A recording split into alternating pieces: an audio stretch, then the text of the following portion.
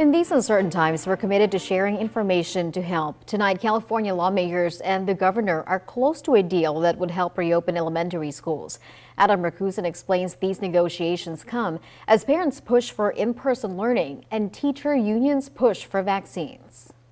It's February 2021, and the majority of kids across the state are still learning like this, in their homes on a computer. Almost a year later, it's so sad. The schools are growing weeds and the teachers aren't there, the students aren't there. Heather Perry's daughter is in the second grade. She says distance learning just wasn't working. I could see her getting frustrated and losing interest in it. So, 6 months into the pandemic, their family made a major education decision.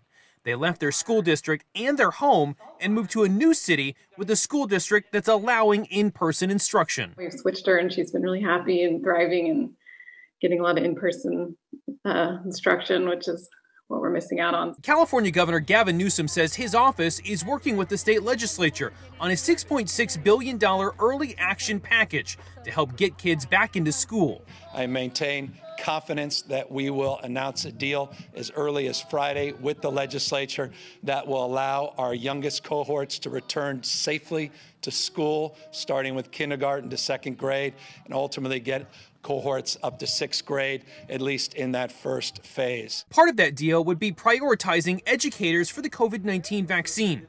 It's something the California Teachers Association has been pushing for. In a previous interview, a spokesperson for the association said educators in the classroom should be vaccinated. The push for the vaccine comes as the Centers for Disease Control and Prevention say the mandatory vaccination isn't a prerequisite for the safe reopening of schools. There is increasing data to suggest that schools can safely reopen, and that safe reopening does not suggest that teachers need to be vaccinated in order to reopen safely. So, what's a realistic date for getting kids back into the classroom?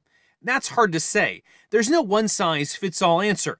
Depending on the district, some kids are already back. In Coronado, the middle and high schools reopened to in-person learning, against the wishes of some teachers and the union.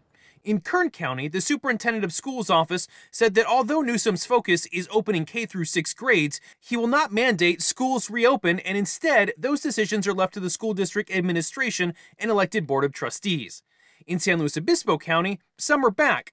Others are using the state's new guidance to speed up the time frame, knowing safety is still top of mind. Reopening for in-person instruction requires time and resources to ensure safety. Adam Rakusin, KSBY News.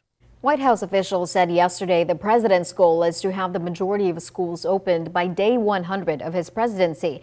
That means teaching in classrooms at least one day a week.